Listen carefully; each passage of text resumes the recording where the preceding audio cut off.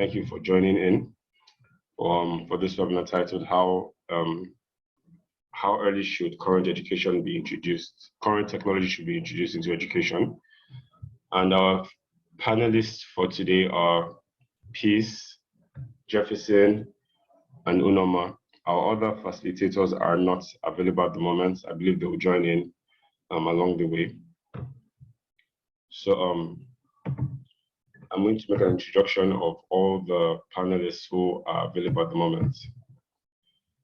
Peace Obinani is currently the product marketing manager at Piggy Bank. She has experience in helping brands establish their online presence and has worked across different sectors from fashion, entertainment, events, and tech. She is the founder of a growing community of non-technical talents working and transitioning into tech across North Africa. She's also a graduate of the University of Lagos. Unoma is a retired banker, turned educator and consultant with close to 10 years of teaching experience across the early years, primary school and secondary school, with the last 7 years focused mainly on inclusive education for students with additional learning needs. At present, she is the personalized learning coordinator, special needs and English as an additional language coordinator in Orion International School, Ghana. And before this, she worked in schools in Nigeria, Egypt, Tanzania, and Kenya.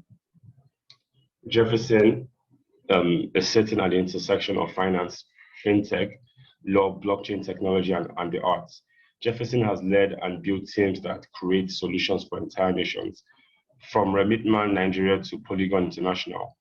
With a firm grasp on the core technology behind everyone's favorite software architecture pieces, he is here to contribute knowledge to this panel.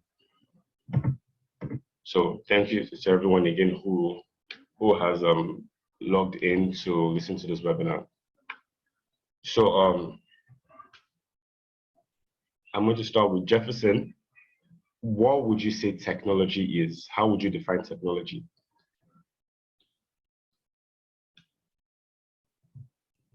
All right. So hi guys. A good afternoon to everyone. I don't know if we have to put on our videos, but let me know how it is, how we are looking to do it. So so really the question of what is technology is a very interesting one, really. At the core of technology is understanding how to fashion things that make life easier for people, right? I think perhaps the most important thing behind every technological piece, and I like to have it resonate through everything I do in this space, is that it must make things easier. It must be simpler. It must make things simpler for people, not to now complicate their lives further. So really the question of what technology is really is tools and solutions that are architected to make the lives of people easier, whether they go on to be based on science and whereas based on modern computing ideologies is a whole different conversation. But first of all, I think the idea is to fight the creation of items and things and solutions and all of that good stuff that make life easy, for people. That's it for me, really. Thank you so much, Jefferson. Thank you so much. That was lovely. Thank you. Peace, what do you have to say on what technology is? How would you define technology? Hi, everyone. I should do my video as well. Okay, so yeah, I think that Jefferson gave a pretty solid definition of what technology is, but to just add to that, is really just providing solutions, right? So, I mean, solutions exist, but how can we make them more available and more easy and accessible to people, right? Especially at scale, because you look at certain things that are done manually and you can see that if there is a way to do this with technology, you can achieve a whole lot more if you do this with technology. So basically that is what technology is. Thank you so much, Pierce. That was lovely as well. And Unoma, what's your take? What do you think technology is as well?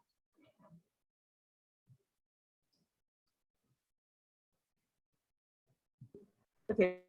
Good morning, everyone. Yeah, so for me, technology is, the devices you use and the applications you use as well to, do normal everyday things in a much faster, structured, more, more in an easier way, really, than was usually done in the past. So the devices you use, the apps, the software, and the hardware you use to just, do things more in a more electronically easier to, practice, user-friendly manner than we used to do in the past. So it entails everything from your remote control, your phone, even your microwave devices. They're all technology. It's everywhere. It's in everything, really. That's the way I see technology. Thank you so much for that, Unoma. I also want to welcome our moderator, Mr. Soji Megbawan. Hello, Soji. Okay, apology. This is not intentional.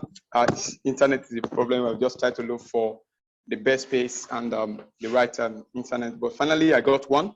I got alternative. So apology for coming late. This is not intentional, please. No problem. Great. So I want to know where to start. I have done the introduction. So far, the panelists we have here are Jefferson, Unoma, and Peace. I have also asked the question, what do you think technology is, of which they've all answered beautifully too. So you can take on from there. Thank you so much. Okay, so I don't know. I want to say, do you have the teacher in the building? The teacher from that teacher that they're from one of the schools. Is the teacher here? Because I want to confirm the teacher is there. One of the panelists. No, so Mr. Utulu is in here yet, but Unoma is an educator, a special needs educator. So she's we have on ground now. Okay, good afternoon, everyone, and good afternoon, the panelists that we have today. And I'm so much excited to be part of this meeting, so much excited to be part of this movement. And as an EdTech specialist I am, and as a classroom teacher, I believe that there must be a certain age or a certain period or a certain time where we need to introduce technology, the new technology per se, or we need to introduce this new technology to the student. And I want to ask, let me see if, 1 minute. So I'm going to throw this open. Anybody can answer it. I will throw this open, anybody can answer it. At what age? So when you mention the age, then I'll be able to tell you the classroom. At what age do you think that integration of new technology into our curriculum is necessary? At what age? So I remember students from age 1 to age 7 to 10, age 1 to 9, they are still in primary school. Age 9 to 12 or 9 to 11 are in junior school, and 13 upward are in high school. At what age and at what class do you think the introduction of the new technology into our curriculum for these students to have this knowledge, so that they will not be tenants at the end of the day when this adoption comes to place? At what age do you think that we need to adopt this into our curriculum and infuse it to our curriculum? I throw this open to all the panelists, and I love a good answer. Thank you.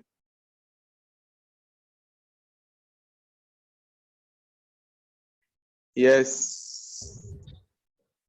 You're afraid to unmute yourself. Okay.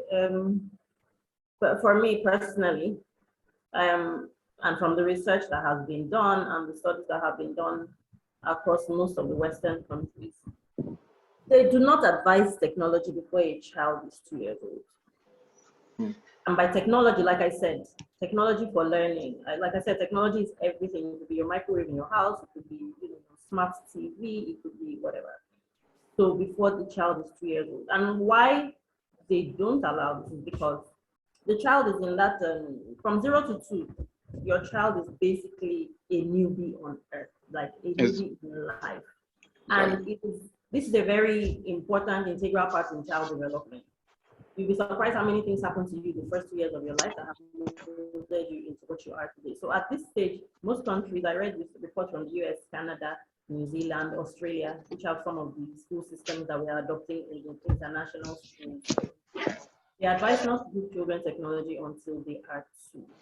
This is because in the early stages of life, like I have a Montessori background, and in Montessori, she believes that in the child, when a child is born, from that 0 to, they're in the sensitive period to learn basically everything about what they are going to need for life. They are going to learn language. They're going to learn movement. They're going to learn order. They're going to refine how they use their senses, their touch, their smell, their taste, everything. They are going to learn also about small objects. So if you introduce technology too early, you may be making them miss out on some of these things. Because if you give the 1-year-old, even if you give a 6-month-old an iPad now, they will hold it, they will learn how to play the games, they will know how to slide their fingers on the iPad.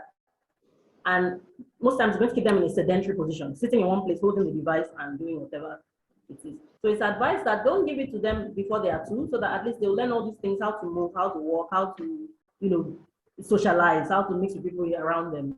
When they are a little bit well-versed in that, then you can introduce the iPads, the mobile phones, the smart TV. Because these things, even for adults, are very addictive. So it's advisable not to introduce before they are 2. On the other hand, I have seen situations, I've lived with a friend of mine who had 3 children under 5. One was 2, one was 4. One was 2 years old. He was just not yet 2. One was about 3.5 and one was 5. And she had to introduce technology early because to get them ready for school in the morning, she had to put 3 of them on their iPads so that they would not distract her, so that she can pack their lunches for school. And this was a teacher like me, and she knew the implications, but she was like, what can I do? If I don't do this, they're going to be crawling all over the place, jumping around the whole house, and I'll never get their lunch boxes ready. But she also had a structure in place, so they only use their devices at that time in the morning. And then for the rest of the day, they go to school, they come back, they're too tired to do anything anyway, and they do the other running around and stuff like that. So that is what research says, and the reality of life is always different from what research says. So in my experience, I would say find what suits your family and your situation, and just make sure you're not making your children addicted to technology too early, even if it's going to be for learning or for life skills or for whatever it is you want to. That is what I think. Thank you. Thank you very much for that. It is not good for us to introduce the device to our students at a very tender age to avoid distraction. But we also noticed that in your submission, you said it is nice to introduce it to them, but not at a very tender age to avoid distraction. Now, I'll be asking, I don't know if Peace Obi Nani is here. Peace Obi Nani. I am here. Oh, great. You work with PiggyVest, and I learned that from history that PiggyVest is an investment platform. Am I correct? Yes, please. Savings and all that. So let's look at, I want to take us back a bit to the ages where we have what they call Piggy Bank. Piggy Bank is an investment a locally made investment platform where every child at the age of 5 or less than 5, at the age of 5 or less than 5, in our family, we have their own piggy box and piggy bank. And what we do is to save our excesses. We save our excess money there. And at the end of the year, we box these boxes and we use the money there to buy things for ourselves, extra things for ourselves, aside of those that our parents will buy for us. Now, with this new innovation and invention of PiggyVest, a platform whereby people can use to save the same way they are saving using the piggy bank. What age do you recommend this product for, and why? Are you saying that because at the age of 5 we'll be trained to save, to have our own piggy bank? Now, do you also advise that a boy or a child of age 5 can also have a PiggyVest account? How is that possible? Because we know that email creation, a child has to be of certain age before you can create an email account. And so what is your advice to this? At what age do you advise investment for child investments using such platform or other platform that are into these solutions? Thank you very much.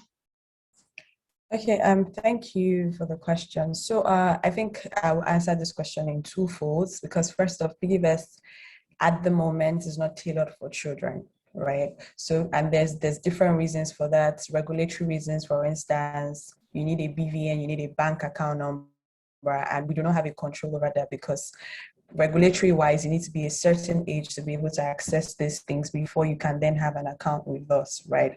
So I cannot then advise wholeheartedly that, oh, a child can or a child cannot. There's that already in place. However, I mean, it's okay for children to experience some things in their natural form. Like Unoma has stated that, you do not just dump technology on children, right? Let them experience the joy. We experience the joy of saving in the colo, right? There's no harm in letting just children experience it as well. But there are what's it called now? There are other things that, for instance, I as a child, I didn't understand the concept of interest. I was taught in school, right?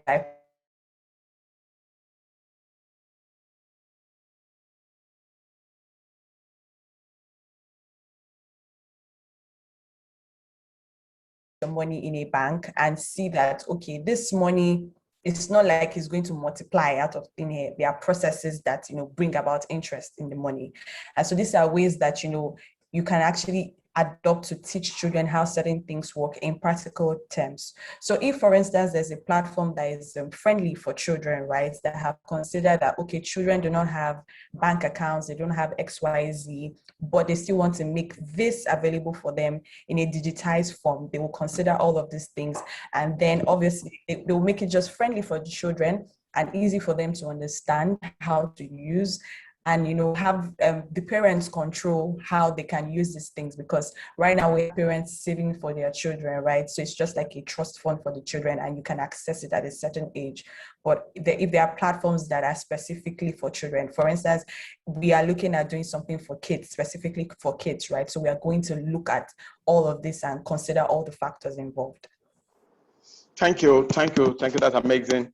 And I'm very excited hearing that, the fact that we want our students to invest, and we cannot stay completely right off the importance of the old method of saving as such, because if you look at the difference, the method of saving on the Piggy Bank is quite different from the method of saving in Piggyverse and other financial platform, because it doesn't come with, Piggyverse doesn't come with interest, but on the Piggyverse come with interest, but our oldest bank method, that is the big Piggy Bank, doesn't come with interest. It's what you save that you get. And in that format, we only try to teach the student the spirit of leadership, the spirit of accountability, and the spirit for them to be able to account for their earnings. And I think that is quite impressive. I want to move to Mr. Jeff. Mr. Jeff, you are a software developer, and when I tried to read some things about you, and I realized that you have experiences in building solutions to solve problems. And let's look at the case that we have currently. We're in the digital age. At what age do you think it's necessary and it is important to introduce our kids to this development solution? I've had people talking about having a child of 5 years learning Python, and I've had people talking about a child of 5 years, expose them to only Scratch programming. What is one doing well? What is it that the first person is doing well? What is it that the first person is not doing right? Because for me, as a mathematics and ICT teacher, I believe that exposing a child of 5 years to Python, it's a lot higher. But I don't know if I'm wrong. Please, can you throw light on this? Thank you, sir. All right. Thank you very much, Mr. Soji. First of all, I have to defer to Unoma's definition for the right timeline for getting children involved with technology, right? Mostly because it's something that in retrospect it seems almost common sense.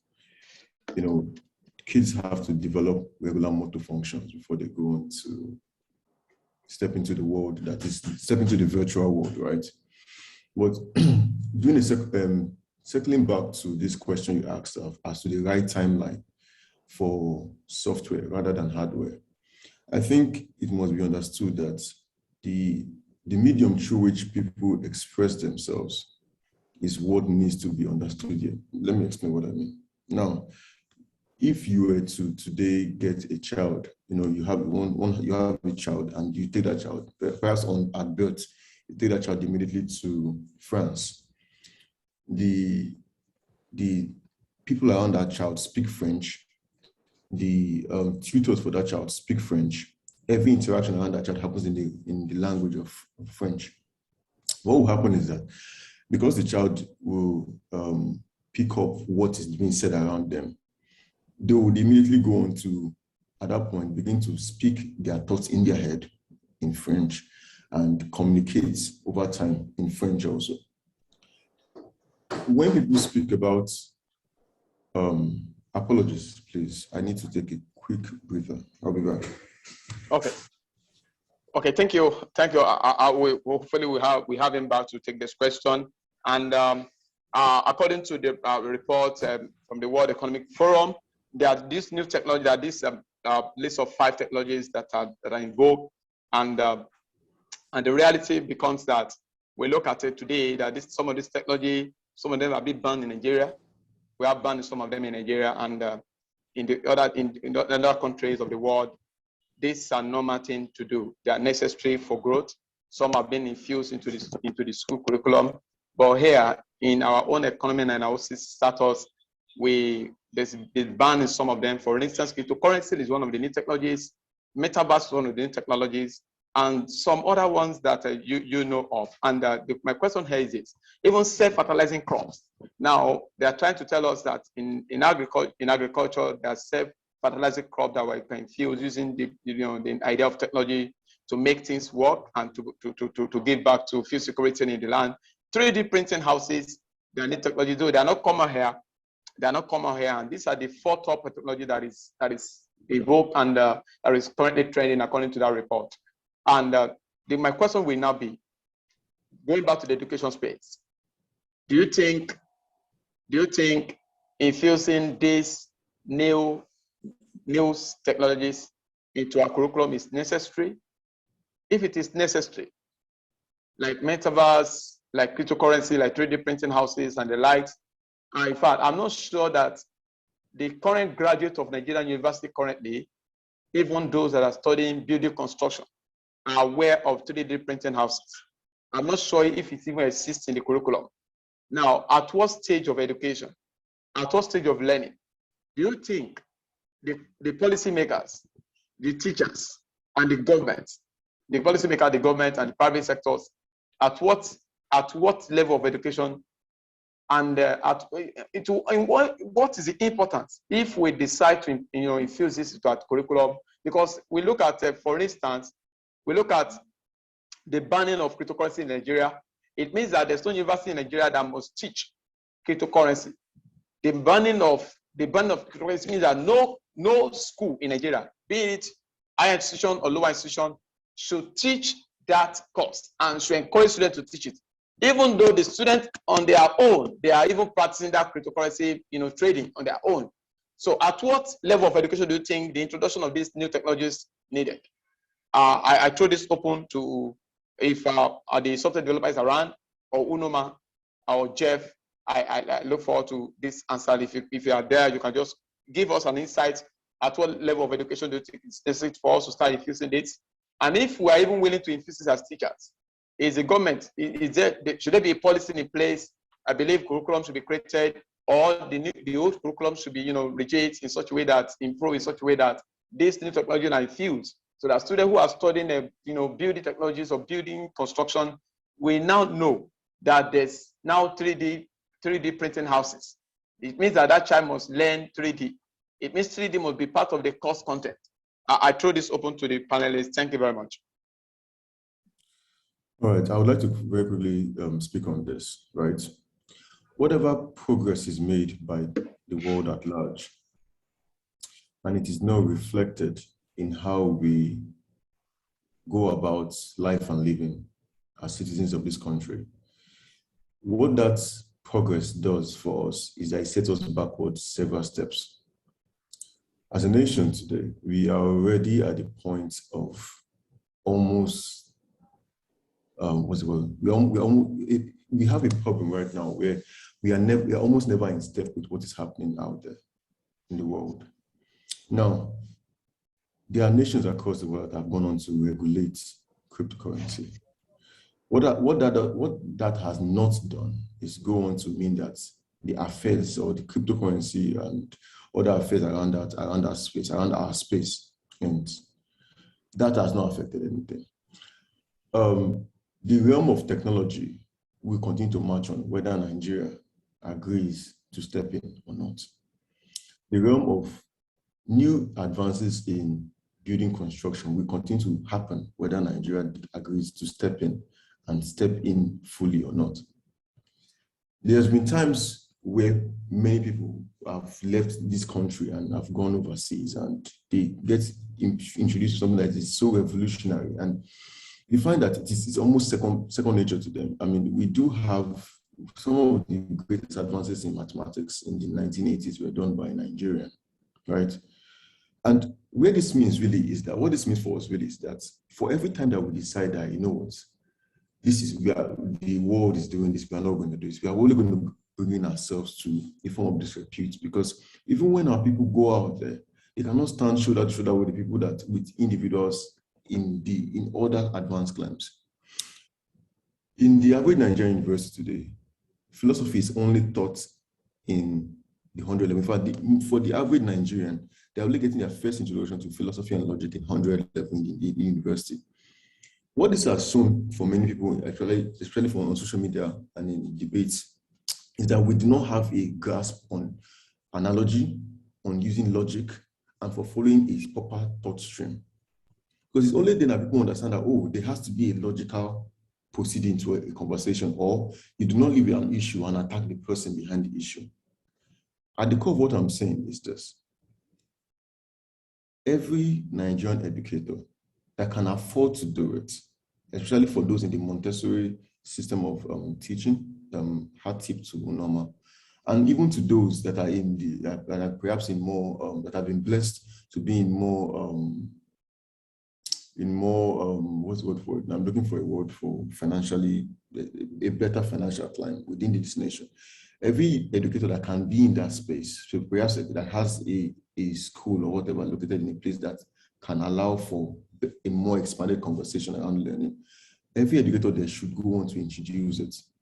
And for our target audience in this panel, for people that are looking to expand their realms of teaching, and they may not be in those more affluent climes, in whatever place you can insert these conversations about cryptocurrency and advances in cryptocurrency, conversations about conversation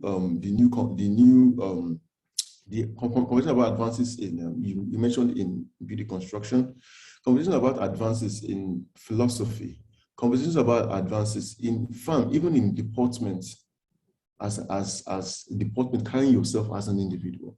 All of these are conversations that we should go on to, even though they may not be in part of the curriculum, but they can. This whole thing, this whole ecosystem of fringe affairs can be brought into the educator space. So what am I saying in essence? I'm saying that yes, the government may have made to my understanding at least, the slightly unwise move of banning cryptocurrencies. I am in this space, but if things like this and things that can place our children they can place them toe to toe with children of other nations of the world. If these conversations can be had, even though they have been banned, we should go on to do it.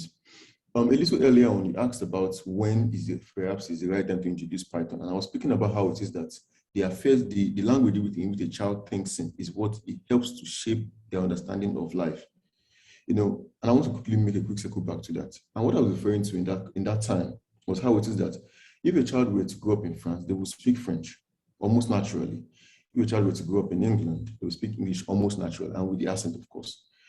Introducing languages like Python it will only help the child. There is no demerit to it. Why? Because if this is understood by you as an educator to be the predominant language that's being used to converse in this new world that we are stepping into, then just like you speak English to the child and you speak mathematics to the child, because all of these are languages, they are tools, then please go on to do the same thing. Why? Because if a child has an almost intuitive grasp Python, for example, of English rather, for example, because it's been spoken to them every day, that child will also have an almost intuitive grasp of Python because it is fed to them almost early enough for them to be at that formative stage. At the core of my submission really is we can go on to bring the fringe conversations into play because this will only help the children that we are raising for tomorrow. Thank you. Okay, yeah, thank you for that, Jefferson. Very well said. And you made a very valid point because the world is changing and we have to change with the world. As at the time I went to primary school, like in the 80s, computers were not, they weren't the norm, they were the exception.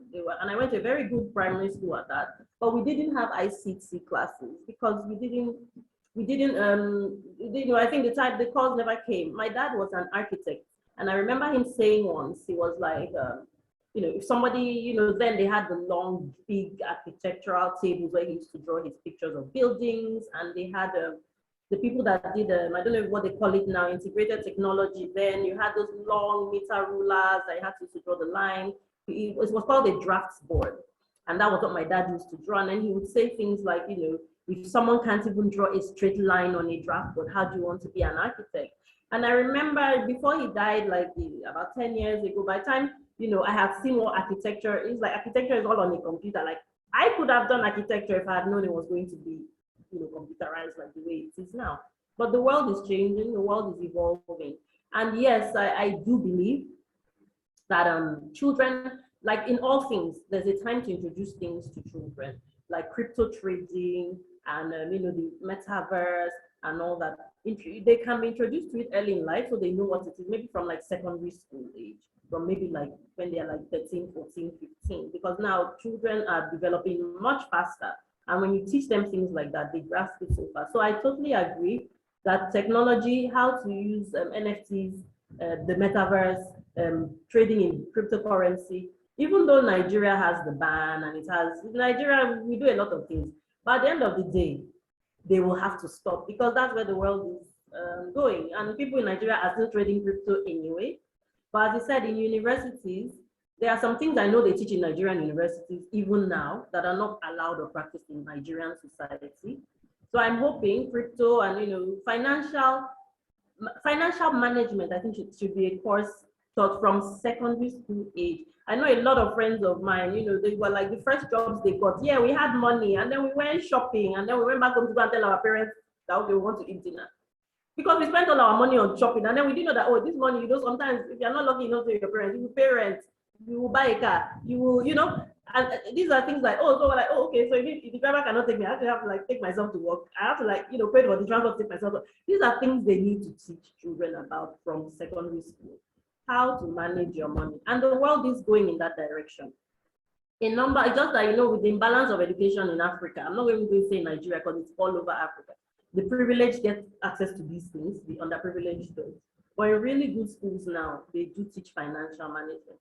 Things like crypto and all that, they are also new, but trust me, I'm sure by the end of next year, it will probably be a norm, at least in most very good private secondary schools in Nigeria, because most of these kids, they're already coming onto the metaverse and they are making their memes or whatever. Even I want to learn what NFTs are and what, because I'm like, somebody just gives $600,000. What are you talking about? Just one picture. So yes, it will get to that. Even if it takes Nigeria a while, even if it takes Africa, it's like I speak in Africa because Nigerians always think their problems are, related to Nigeria. No, I've been in 4 countries in Africa. It's the same thing. The underprivileged societies, the poorer countries, the poorer members of society, their life is totally different from the people that can afford it. Their school systems, the curriculums their children are learning, the experiences of technology their children are having. So it's a whole new ballgame. So I'm sure it will get to that. As for teaching children how to save and manage money, when I worked in EcoBank at the time, we had the EcoBank student savings account, which had to be opened by an adult or a child. So that was what the children knew about, as Pete was saying, about compound interest. Like when you put money here, you can leave it and it can actually become bigger than if you just put it in the colo and get exactly what you put inside. So I think the world is changing, the world is evolving. evolving. We as teachers, yes, we are pushing for it in our own little corners, but before it gets to like a government level decision or a Ministry of Education decision, it's going to take a while. It's going to take forums like these to get it out there that these are the things that people are calling for, that they want to learn about. So what can we do to make it a reality? But yeah, I do believe this cryptocurrency issue in Nigeria, it's only for a while, but children should be taught about it. They should know how it works, and how, so that they are not also scammed when it comes to the time when they have access to opportunities to do these things. I do believe, yeah, from like secondary school age, you can start teaching children about financial management, cryptocurrency, the metaverse, and yeah, different ways they can use technology to manage their finances. Thank you. Thank you, Luman, and that's amazing. So the message here for educators that are joining us from all parts of the world, I congratulate you for being part of this conversation. And here is the message from this conversation: banning is important, is good, but knowledge should not be banned. For the fact that the government has banned cryptocurrency in Nigeria, for the fact that they banned some new technologies in Nigeria, it doesn't stop us from exposing the minds of our students to the realities and the knowledge behind this concept. We are not asking them to practice it. We are only giving them the knowledge they need, so that by the time the banning will be over, our students will not be in the dark. And that is the message for us educators who are here. Please, let's do as much as possible to expose our students, our kids, our learners to this reality, to these new technologies. We're still going to mention them again during the course of this meeting. And then I want to especially welcome Mr. Godwin. Mr. Godwin, you are welcome to the building. It's good to have you here. Mr. Godwin is a teacher with Middle School, and thank you, Mr. Fuji. And it's good to have you here. And I'm still going to call. I'm coming to you, but first I want to really get Uloman conversation around this. I want to get a response around this, Uloman. I read from your story that you teach a student, you work with students with special needs. What type of technology? Because teachers are here, they want to learn from you. What type of technology do you use? Do you adopt in carrying out your day-to-day activities, enriching these kids, or you are teaching them out of the technology like infusing, or you are just doing normal conventional teaching? Are there technologies that you are adopting to make your teaching more effective with these kids with their special needs? Special needs, you can mention them to us. Some of these kids are dealing with, and what are the technologies you adopt to them, and why is that? Why is this tools necessary, and why is it important? Maybe for some of us, for some teachers who are also teaching who are teaching in special school, and they don't know about this technology, maybe they will get something from that. Thank you very much. Tuluma, please answer this. Okay, thank you for that question. For children with special needs, a very common one that we see everywhere is dyslexia. And maybe dyslexia and dyscalculia, that is, they have challenges processing letters, and they have challenges processing numbers and orders of operations. So basically for them, there are a lot of speech-to-text apps you can use. So a speech-to-text app means you install it on your mobile phone or your computer. As you speak, as your computer gets to understand your voice, it types out everything you want to say. Then there's also the reverse. You can use ebooks. So the computer reads the book aloud to the child to get the information that they need. That's one way. Google has a whole suite, and on most of Google's suite apps, you see there's a space for voice notes. Or there's a space, if you go to your add-ons, you can add it there to get a voice note or a speech to text. That is one. The second thing is, like, instead of forcing them to write, there are also conditions like dysgraphia, where their fingers are not, their fine motor skills are bad, so they cannot write like conventionally with a pen or a pencil. So students like that, you encourage them to type out what they have to type out. But in situations where they cannot afford a laptop, sometimes it helps by getting like a slanted surface, maybe a box file, put the box file on its side, it's slanted. So when the paper is like that, it's easier for them to manage to hold their fingers and scribble across for it. But like I said, in Africa, we're not just, some people will not be able to afford this technology yet to enable their students with needs to learn. So that's one thing, text-to-speech apps, using their devices to type instead of making them write. And basically mobile phones, allowing them to do videos of an explanation. Maybe it's a science exam, they cannot write out everything you want them to do. Allow them to take pictures or make a video of themselves doing the experiment you wanted them, talking about the results they've gotten, and use that as their assessment. So there are so many, these are just the ones I can think of the top of my head. I didn't know you asked me this question, otherwise I'd have prepared for more. But yeah, so those are the little ways we're using, then online, You can get a lot of games, a lot of websites allow students to read text, answer questions, practice maths, science, geography on websites like BrainPop, readworks.org, Pear Deck that teaches them how to make PowerPoint presentations, and teachers can use these to also teach a lesson for students, especially when schools went online. So those are some of the things we use with learners with special needs. We had been using only learners with special needs, but now when COVID came, almost everybody went online and all the teachers started getting creative online.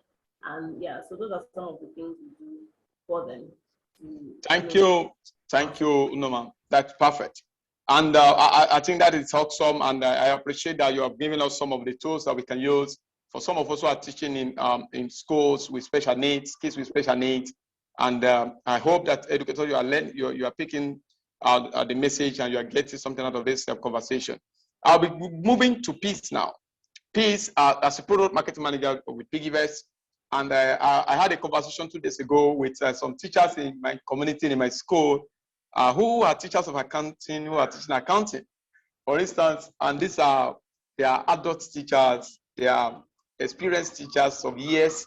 And I just asked them if they are aware of the list of fintech that are available in the current economy. I just want to pick their brains. Unfortunately, they are asking what is fintech. And that is a big gap. I'm sure when you're studying accounting in school, when you're studying economics in school, or when the students study economics or accounting in school, I'm not sure in public university currently. I'm not sure that we have a curriculum that covers fintech technology and how that can, revolutionize the financial sector.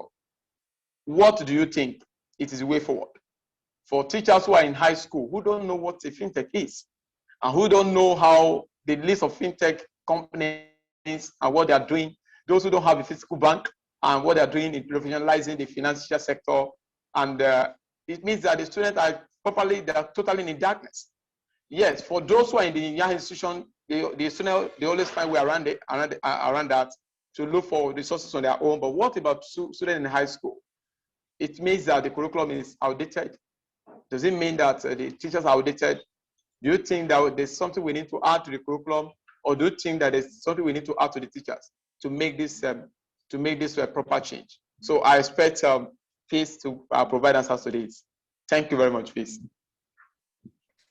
Thank you, Sergi. I think because we're answering or addressing the last question, I wanted to just chip in something, and it's also addresses this question that you have asked, right?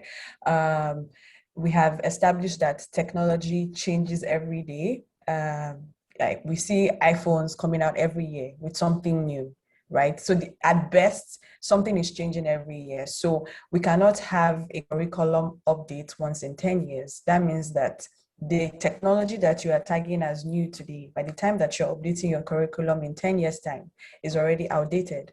And we will always be like 10 years behind, right? So these are things that we should, in the education sector, right? I think that the curriculum should be revisited more often, right?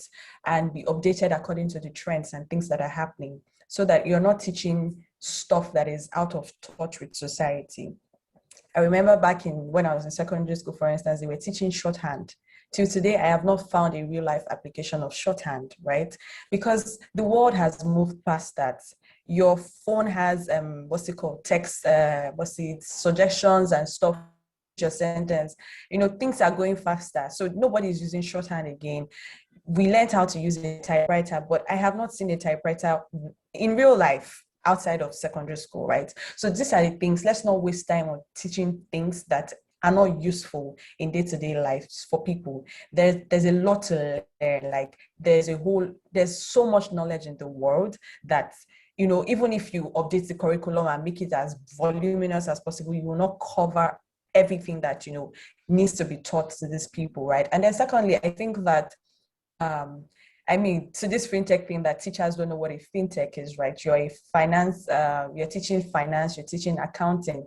It's not a good thing. It's not a proud thing to say that you're not in touch with current trends and what is happening, right? And it also means that your students might be more knowledgeable than you. That is because they expose themselves to this information. They are not boxed. They are not, their minds are not closed. They want to know what is happening in their world. They are watching YouTube videos, they're learning from sources. To do your assignment, for instance, they're going to YouTube to see, oh, this is how to answer this question that this teacher has given me. I need to understand this topic that was taught in school, right? And they are opening their minds to new things. And you see that they now become more advanced than you as a teacher. So that means even as a teacher, right, as you are, teaching people stuff, you should also look for ways to advance yourself so that it will not be a case of students have gone far ahead of you. By the time you're coming to say, oh, do you know XYZ? You're like, we know this thing now. We learned it a long time ago. And, so the teachers need to be up to speed as well, right? So it's not just enough to, give students assignments and, using the same marking scheme from years ago to still assess people in current age. There needs to be that advancement and continuous improvement, upskilling. I didn't study accounting in school, but here I am in marketing, right? Because there are resources available to you. I studied microbiology. I didn't practice microbiology, but there are resources available in the new world. That means that even if you do not have to go back to university to do another 4 years in a new course that you want to find a career in, there are courses available, there are resources available, there are new ways to learn, right? So these are the things that we should look towards and look into. Wow, fantastic. Even though it is not, even though it is banned or not to the curriculum, it is not a ban to the knowledge or to the importance this we give to teachers for themselves to develop their capacity and to improve themselves so that they can measure up as the student will be ahead of us. And that should not happen in the current economy that we are. Thank you, Peace, for this feedback. And just like I welcome Mr. Godwin to the room. Mr. Godwin, I read from a newsletter recently that the exams of IGSC syllabus, I learned that critical blockchain particular are being added to the curriculum, and this is one of the exams that you guys release or you prepare your student for in your school. How are you coping with this reality? The curriculum will be sent to you for you to develop the capacity of your student for them to be able to write that exam and pass. How are you developing the capacity of your student? How are you infusing these new technologies? And how are you preparing? Do you think that it's necessary for this student, even though they're in Nigeria, but for the fact that they are seeking international knowledge, do you think it's necessary even with the ban? How are you getting your way around this? And how are you developing yourself? Is there resources, is there platform for teachers who are listening to us here that they may like to visit so that they can also have access to some of the resources they can use to develop themselves so that they can as well be in tune with the current realities? So, Mr. Godwin, the microphone is yours now. Thank you. Good afternoon, everyone. Thank you for this question. Like the last speaker said, he's talking about not being boxed, in a box, that you need to keep improving on yourself. To be very, very sincere, it takes us back to the issue of when should kids start coding? As early as they can. As early as they can. If it's 5 years, if it's 6 years, 7 years, because knowledge is cumulative. You don't get all in a day. So the little they can take at that tender age, let them take it and keep adding to it. Now let me go back to the issue of this blockchain and cryptocurrency. To be sincere with you, I just announced to my students about a week ago. I just, made them to see the new curriculum, and they saw cryptocurrency, blockchain, and all this, and they were excited. They were happy. Wow. Yeah, because the current set that is writing exam probably in June will not do that, but they just introduced it into the curriculum for the next set in 2023. Now, the question is this: I, for one, I have refused to do anything to invest in cryptocurrency. In fact, I used to see it as fraud, but now, lo and behold, I have to teach it. So it behooves me, the honor is on me to improve on myself, to start working, to start preparing ahead. Now, how would it have, assuming I have prepared, assuming I had known that, okay, I would teach it or they will upgrade the curriculum, probably I would have, I would have been working on it. So that's why we should encourage ourselves, our kids, to start as early as possible. Technology is growing fast. It's changing by the day.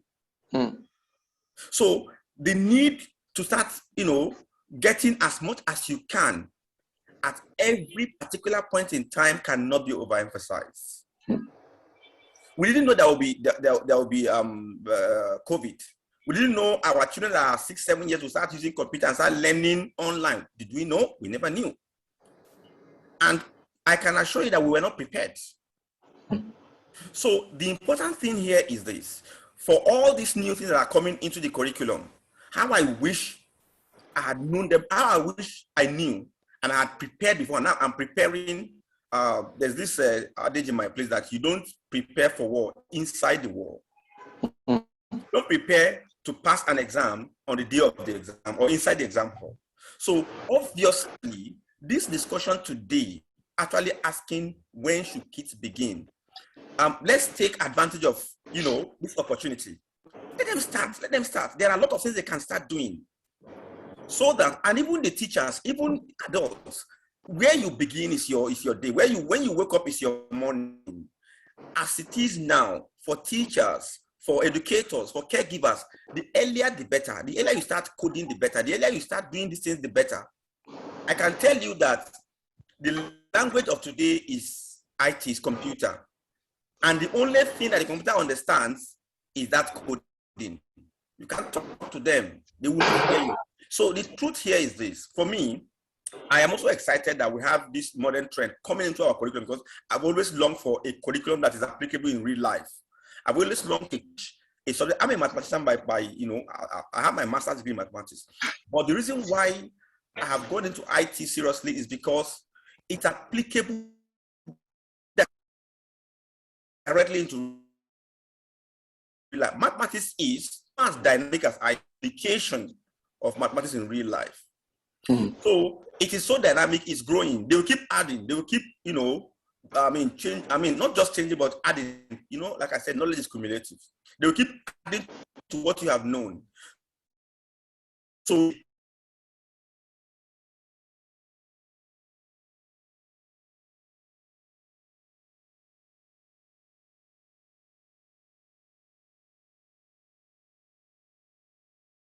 children, no matter how small, we cannot introduce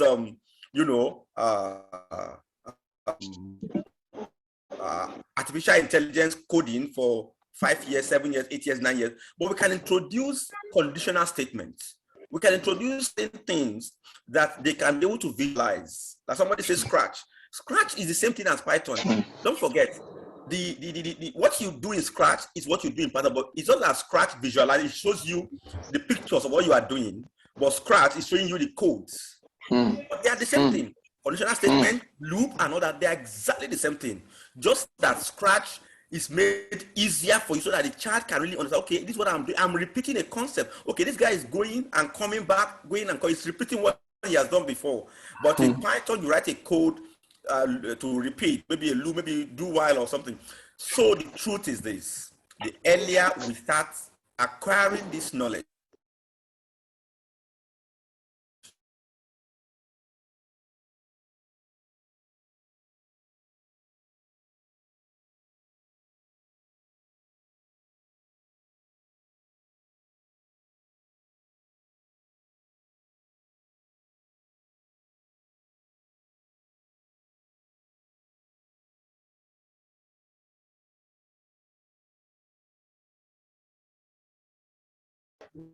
Yes, Godwin is right. You should introduce children to, like I said, the world is going technology, the direction of technology. Everything is, going online. But there are still going to be some basic skills and knowledge that may not be technology based, which children still have to learn. So yeah, they should learn the coding and all. And then the second thing, like I'm seeing, chats on teacher development, and please mention something about, an accounts teacher, you're teaching accounts and you don't know about, crypto and whatever. Personally, for me as a teacher, there's a statement, the school I worked in a school with some really fantastic teachers who had PhDs. I worked with teachers that taught the Peter drama. That's how good these teachers were. And so these children were like, yeah, you guys have PhDs and all, and you're just still teachers. I mean, look at Lupita, she won an Oscar. And the guy is like, yeah, I'm happy that I contributed on her work of fame. When she's talking about the story of her life, she will say my name as the teacher that put her in that stage play the first time in secondary school and saw that talent. I don't want to win an Oscar. I'm very happy to see my students succeed. And for me as a teacher, that's the way I feel. I'm like, I don't have to know about everything, but I want you to know as much as you can about everything. My work in life is to make sure that every student, you reach your fullest potential. So if you're going to have to use technology, do it. I'm going to make sure you use it. But for me to say, I'm going to learn about everything pertaining to what is going, you can only learn so much. You need to know your niche, know your calling, know your purpose, and how it's going to fit into every other person. Because I believe we're put on earth not just for ourselves, but for what we're going to do for other people. So as a teacher, yes, you should educate yourself as much as possible. You should get as tech savvy as you can. But you cannot learn about everything that has to be learned about, like, about everything. Know your calling, know your niche, know about technology, at least the basics. As he's saying, we need to teach 5-year-olds about coding because, yeah, I always tell people, I said, I'm teaching my students for careers that I've never even heard about myself. I'm so sure of it. I always tell them, by the time in 20, 30 years, people are going to be doing things that when I was teaching you now, people know what you're going to be doing because that's the way the world is going. And for me, that's the joy in it. Like, so, because they're like, yeah, I mean, and for me, I feel if I leave a class, because apart from specialist teacher, so I feel if I leave an English class and my children have not asked me questions on things I cannot answer, on texts like Chinua Achebe and Shakespeare, Wole Soyinka, these are texts I have read. I read in school, I know them. But I feel if my children cannot ask me new questions pertaining to what these texts are talking about, have I really opened up their minds as a teacher today? Now we're comparing. I'm so proud of Chimamanda. Like, I'm teaching IGCSE, and you have to pass a Chimamanda text to be qualified in English internationally. That gives me great pride.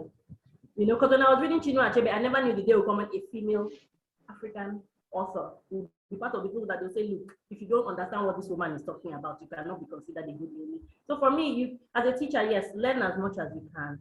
Do as much professional development. There's so many free avenues for it. But also make sure that you're able to get your children to a point where they open their minds and they're thinking about things you had not thought about, you have not learned about, because that is the new knowledge that they're taking into this future with technology that we are all hoping for. So yeah, thank you. Thank you, Noma. Thank you. She said, get as much as professional development that you can access. And that is what Middle Heart Foundation is doing. This is one of them. This is free for every teacher. It is free for educators. It is free for policymakers. It is free for students and even volunteer teachers. We do the Middle Heart Foundation do this every time to upskill teachers within the education sector to develop their capacity so that they can get involved and become a change maker within the education system. And I give this kudos to Middle Heart Foundation for putting this together for teachers and for educators in Nigeria and Africa. Again, now we'll be rounding up, and I believe that people are looking up to you guys to hear your last word, your last thought. What do you want us to take away from this conversation? What is your last thought? And I believe, unfortunately, we have somebody who just joined this session now. One of the panelists, Mr. Tayo. Mr. Tayo just joined it. Unfortunately, Mr. Tayo is just joining this session, and we just have to allow Mr. Tayo to contribute before we shut down the show. And Mr. Tayo will be discussing how well should current technology be introduced into education, and some of this technology include the blockchain, the cryptocurrency, coding, metaverse, 3D building, 3D printing houses, and the likes. And we've heard from experts in the building things, and they'll be educating us on on when, how, and the time and the age that our kids should be introduced, and when it should be introduced to our curriculum, and how the curriculum can be well refined as teachers. So before we go to the participant question, I can see that some person are asking questions. Let me quickly bring in Mr. Tayo. Mr. Tayo work with InterSwitch Group. Mr. Tayo, what are these new technology? Maybe I didn't mention them all. And at what level of education? Not age now. We'll be talking about age is money. Level of education in Nigeria is 6334. Yeah, 6334, 6 years in primary school, 3 years in junior school, 3 years in high school, and 4 years in the university. At what level of education should we introduce these new technologies into the curriculum, or even for teachers by themselves to introduce? We know some of them have been banned. And what are these new technologies? Can you please mention them to us and just help us do this in less than a few minutes? God bless you. Mr. Tayo, are you here? Mr. Tayo? Oh, maybe Mr. Tayo is having an issue with his device. Mr. Tayo? Okay. While Mr. Tayo is trying to come up with his to solve the internet problem there, can we please we have some participants asking question. They say, what about, okay, let me see question here. Okay, somebody said you can't give what you don't have. So there's need for teachers to keep developing themselves. Teachers should explore available resources for improvement. Curriculum should be flexible, relevant, and applicable to real life. Fantastic. If you have question, please, participant here, you can ask your question, drop it in the chat box, draw your question in the chat box, and I will read to the panelists here. Please drop your question. You're free to drop your question. I don't think I have any here. Mr. Tayo, are you in the building? Yeah, Mr. Tayo, you have the floor. Mr. Tayo, you have the floor. Unmute yourself. Oh, we can't hear you. What happened? Was he on? Am I the only one? No, I can't hear you. Please, okay, brilliant. Mr. Tayo, please fix your mic. You need to inform the device to enable your mic. Mr. Tayo. Okay, if you have your question, please drop your question in the chat box. Somebody said, amazing, Ibrahim. That is true. Thank you for your feedback. Somebody said, well said, Ibrahim. Thank you for feedback. Teachers should explore the resources available for improvement. So thank you. Thank you for those of you joining us, and for those who are just joining us. Mr. Toy is having some technical challenge, and we don't want to keep this. We don't want to keep people here. While we're dealing with, let's be dealing with your takeaway. Okay, let's see. Somebody ask question here. So they can be challenged with more technology-related tasks, which are capable of stretching their intelligence. They may be assigned some special tasks on computers. Okay, somebody also dropped a link there. If you like to visit, please go ahead and visit. It's free. Now, I want to start with Jeff. Jeff, what is your takeaway? Your last thought in this conversation? What do you want our teacher to take away? Just give us a short phrase or short sentence that you want us to take away from this. Your conclusion. We're doing conclusion part. Thank you. All right. Thank you very much. I think perhaps the grandest, I mean, teachers have heard it all through the ages, we've heard it all through time. But perhaps the brightest and the best things that we have on this earth are people that take it upon themselves to pass on the knowledge from one generation to the next. And that is what every teacher is. So every teacher here is a bright and shining star that is here to pass information and knowledge and life goals and life lessons from one generation to the next. And so I'm just going to ask that. I know things can be somewhat tasking, and that whole process might be really, really tasking. But I'm just asking that in your little corner, please just help us shine your lights, please. Please help us shine your light. Some of the greatest sentences I know today were sentences that were first uttered by a teacher, my vice principal back then in secondary school. They're just words that I'm just re-echoing the words that he said back then. So again, please help us. Please help this society, to pass on the lessons that even we did not know onto the next generation. And I ask that even as you're doing this, please remember that this present society and this present iteration of governance that we have today is only for now. The bans here, the hardships there, the lack of a structured remuneration system here, all of those things are things that will come and go, and I'm just asking that, please help us keep the lights, keep help us keep your eyes to the horizon, and things are going to get better. And we're just really excited about what is going to happen going forward, for the next 50 years for this nation, through your hands. Thank you. Wow, fantastic. Fantastic. In your little corner, in that your small cardboard, or in your little corner, ensure that you are doing your best to improve the system, how little it may be. We only need one teacher, one pen, one book to change the narrative. We need one teacher, one student, one pen, one book to change the narrative. And I move on to Peace, your last thought in this conversation. Peace, unmute yourself. Okay, thank you everyone for joining in. It's been a very insightful session and a great knowledge exchange, right?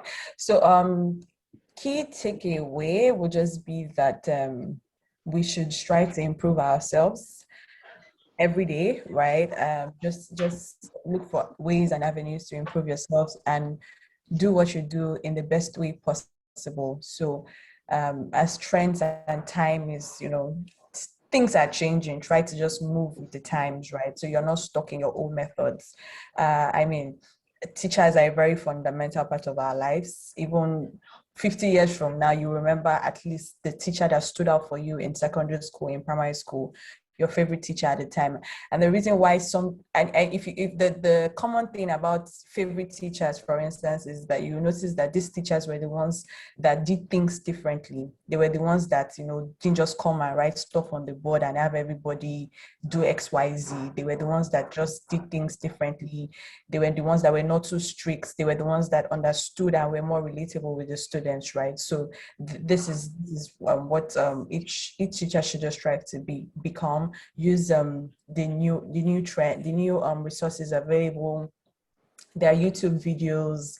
I mean, the information on TikTok these days, there's some things that I didn't even understand in physics, and I watched one YouTube and one TikTok video, and I'm like, oh, this is what this teacher was teaching me that time. So let's just be more open-minded to certain things and the new technology.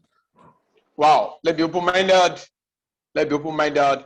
Please, we don't want this conversation to be one-sided. We don't want to be one traffic. Teachers that are here, policymakers that are here, you want to ask questions, please, you can drop it on the chat board, or you can just raise up your hands. Use the icon of hand raising there.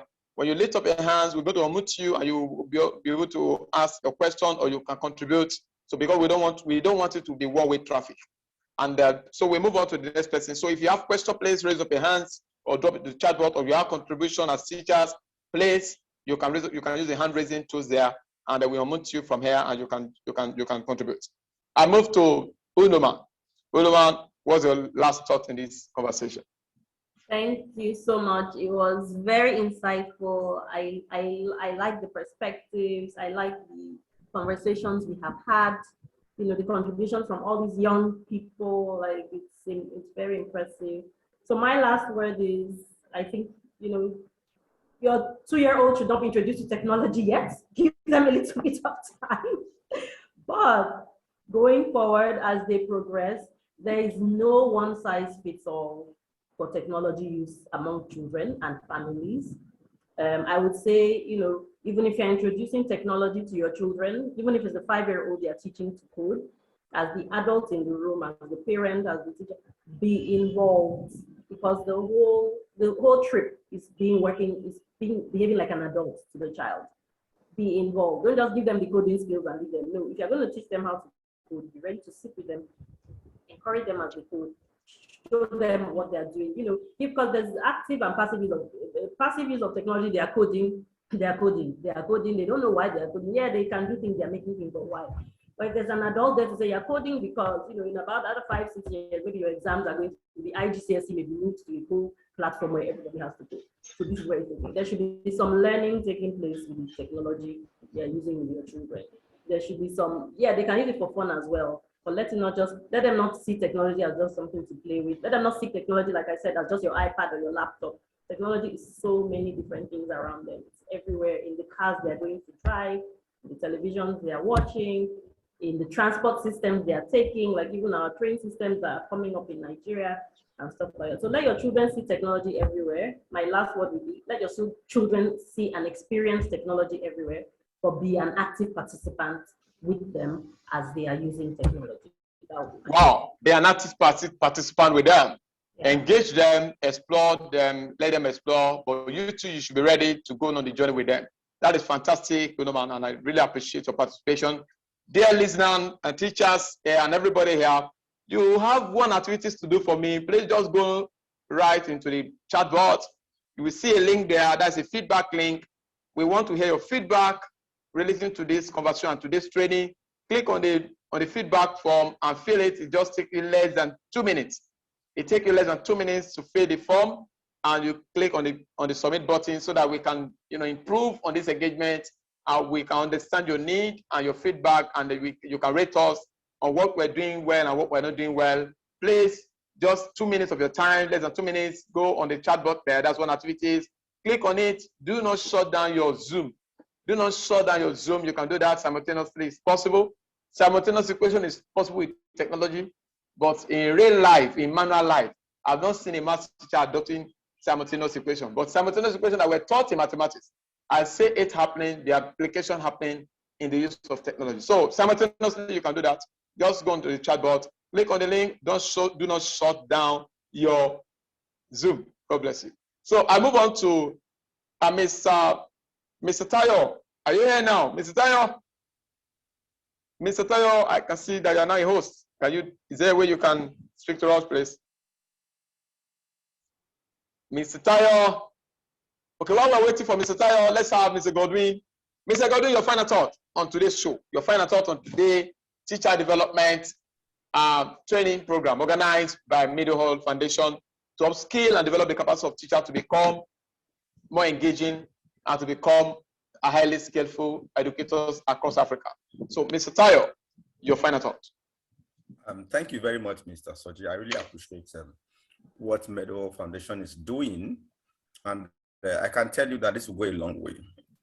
Bringing people together to enlighten the general populace on the way forward as far as technology and our children and the young people are concerned. Now, I just want to add more to what Mr. Shibogo Uloma has said. Yes, technology is, is a good thing, but there are drawbacks. There are drawbacks if the children, if the young people are not supervised, if the adults are not participating, they are not actively supervising what is going on. There are a lot of damages that can be caused by this modern technology. So I think I quite agree that key here is that the young people should be under supervision when they are using this technology. However, I want to insist that the earlier we introduce kids now, don't forget, let me leave this as my final thought, coding and IT generally is a way of building their thinking capacity. It's actually a way of building sometimes when I'm coding, my brain begins to move, begins to shake like something that is bigger than me, but I want to achieve it, and it's possible. I see my brain moving. Sometimes I have to say, okay, close that, let me rest. When I rest after sleeping, by the time I'm coming up, my brain must have, rebooted and then more active. Now, it builds their thinking capacity to help them in other areas of life. So the earlier we introduce them, while their brain is still developing, the better, because their brain begins to grow with thinking capacity. So having said that, let's introduce them as early as we can, but like Ms. Unoma said, supervision, adult participation is key and very, very, very important. Thank you very much. Brilliant. Exposing them is good, but be ready to go the journey with them. Mr. Tayo is finally here. Mr. Tayo, if you can hear me, let somebody shout hallelujah. Mr. Tayo, I can see that you are now, oh wow, what is that? It's the mic. It's actually your mic. We can't still hear you, but you can hear us. Hello, Mr. Yes, we can hear you now. We can hear you now, Mr. Tayo. Yes, go ahead. Mr. Tayo, wow. We can't hear. Please, Mr. Godwin, you want to say, please go ahead. Maybe you have a solution from your end. I wanted to ask him to do one or two things. It's like, ask him if he can use a headset, if he has it there. Because it's like I think he's having issue with headset. He's actually having issue with using headset and using the normal mic. So, like for instance, I don't use headsets. I'm just using my device and speaking it. So he can remove the headset and then use your device microphone. Mic. Yeah, device mic.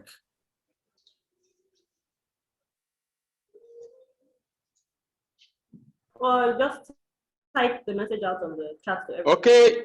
Yeah, you are free to type the message there. We will read it. And we apologize for this. As much as we love technology, as much as this thing is here to solve problems, don't forget there are some challenges that also come with it. One of it is what Mr. Tayo is currently experiencing. So we won't give up. We keep measuring up. And while we're doing that, I need to read the details of the power of this Mr. Tayo so that we know who he is. Even though we can't hear him, we believe that when we'll be bringing up this program again, Mr. Tayo will be given the opportunity again to express his view and to contribute to the conversation. Mr. Tayo Alofun is the head of digital at Interswitch Group, where he currently oversees digital for East and West Africa. That's a big role. He's a data-centric digital marketing genius with over 6 years marketing experience, spanning NGOs, e-commerce, and financial technology companies. A 2-time Google rep with experience in search ads, display ads, analytics, social media ads, Twitter, Facebook, and Instagram, search engine optimization, email marketing, lead generation, and marketing automation. He is a Google certified search, display analytics, Hootsuite platform certified, HubSpot content marketing certified, and SEMrush CEO certified, among many others. 2 years of working on data, content, and platforms. He has mastered the art of turning data into an insight into a return of investment, friendly, ROI friendly campaign that yields great results. That is who Mr. Tayo is. You want him to help you, convert your data to analytics, to convert it to visual objects whereby you can use it to take your decision and maximize your sales and return of investment. Mr. Tayo is the best plug for that. And I believe that when we'll be having this conversation, we'll be able to bring Mr. Tayo on board again. He's currently having issue with his device, and I believe this is one of the lessons we learned today. We just keep improving. We just keep exposing the mind of our kids. We just keep developing our capacity as young people, as teachers, so that when we have this challenge, we'll be able to, give a suggestion. Or we also create a technology that works for Africa. This technology they give to us is not for us. Very soon, we're trusting God that we have our own technology that is made for our own ecosystem, Nigeria and Africa. Again, I say thank you to everyone for being part of this conversation. Hello, man, Jeff, Peace, Godwin, and Mr. Tayo, and the organizer of this event. And my special thanks go to the Media Foundation for putting up this event to invest heavily on teachers' capacity development and to see that education is not just done within the 4 walls of classroom. They are using this platform to expose the mind of teachers so that teachers can return back to the classroom and also improve the minds and blow the minds of the kids and expose them to the reality of the current economy. Economy, when I say economy here, it's not just Nigeria's system. Our kids must be able to measure up with the global trend. We must develop their capacity to measure. And I'm saying this from experience because being a public school teacher, I have never used that experience to measure myself or to water down myself. I always try to measure, develop my capacity to be able to measure up with the top private schools and universities we have in Africa and the world. And this is my calling and this is my choice. And it will be your choice too. As teachers, let's keep improving, let's keep developing, and let's keep empowering ourselves so that we can become the change that our world needs. Thank you once again for being part of this show. Thank you to our panelists. I will appreciate you for coming, for your time. Participants, we thank you. Let's just keep the conversation going. You can go to Twitter handle. It is at Media Foundation. Tweet at them. Tweet at us. Tweet at us, Media Foundation. Go to Facebook, we're there. And you know the hashtag for the event. The hashtag is hashtag Media Foundation, hashtag TDP. You can use hashtag TDP for this teacher development, teacher professional development, TPD, hashtag TPD. And we keep the conversation going. And at Media Foundation is at MHALL at MHALL FDN or at a Middle Hall Foundation. So just keep the conversation going. We want to see the picture of today. We want to see the conversation of today. We want to see the quote of today. We want to see the feedback of today on our platform. Just go in there and drop the message. God bless you. And this is where we'll be drawing the curtain of the event. God bless you. Thank you for joining. Bye-bye. Peace out. Thank you. Bye. Yeah. Bye-bye. Thank you so much, everyone. Thank you. Bye-bye. All right.